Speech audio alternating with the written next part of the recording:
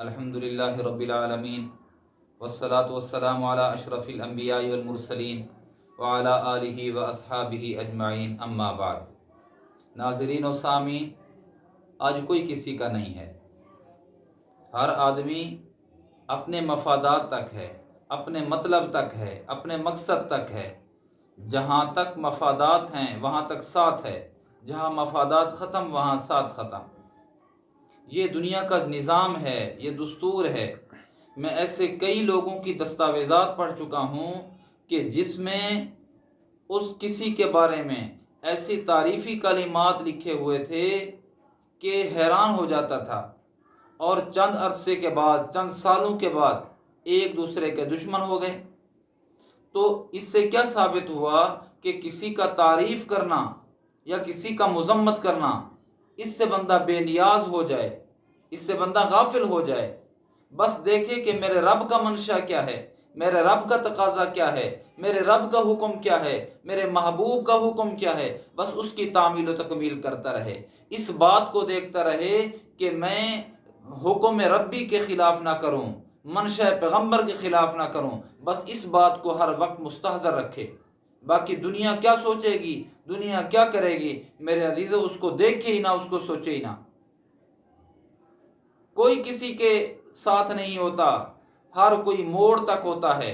کسی کا موڑ کہیں تک ہے، کسی کا موڑ کہیں تک ہے، اور کسی کا موڑ روح کی ڈوری تک ہے۔ جب روح نکلتا ہے ساتھ چھوٹ جاتا ہے، فطرت اس کا ساتھ چھڑواتی ہے، بعض دفعہ شریعت اس کا ساتھ چھڑواتی ہے۔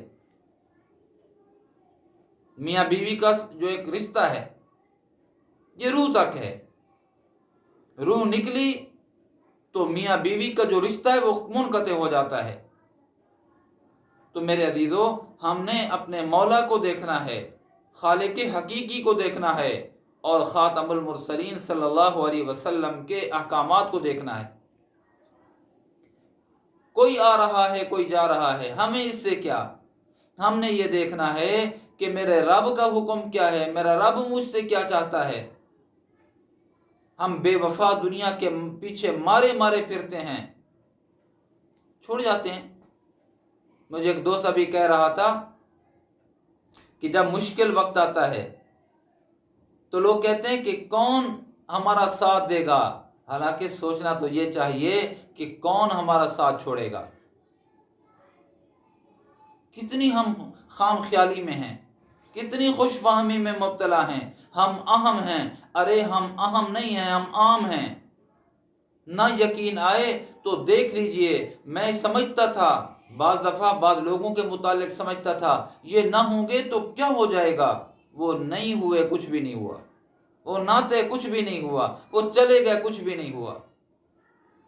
یہ ڈاکٹر ہے، اس کی کلینک ہے، یہ نہیں ہوگا تو پتہ نہیں کیا ہو جائے گا۔ ایک ڈاکٹر چلا گیا، کلینک آباد ہے، مریضوں سے بھری ہوئی ہے، محسوس ہی نہیں ہوتا یہ ڈاکٹر تھا یا نہیں تھا۔ ارے نہ سمجھ آئے میرے عزیزو تو چند دن چند لمحے سکرین سے ہٹ کے تو دیکھو، پانی کا پانی، دودھ کا دودھ سمجھ آ جائے گا۔ ہم خیال میں ہیں، خام خیالی میں ہیں۔ ہم سمجھتے ہیں کہ بس سب کچھ ہماری وجہ سے ہے، کچھ بھی ہماری وجہ سے نہیں ہے۔ ہم جیسے آئے ہیں، اکیلے آئے ہیں، اکیلے چلے جائیں گے۔ آتے ہوئے کچھ لوگوں نے خوشی کا اظہار کیا، خوش ہوئے، اور جاتے ہوئے چند لوگ اگر ہوں گے بھی صحیح تو چند لوگ بس غم زدہ ہوں گے۔ آج تو رونا تو دور کی بات ہے، ہلکے سے غم زدہ ہوں گے۔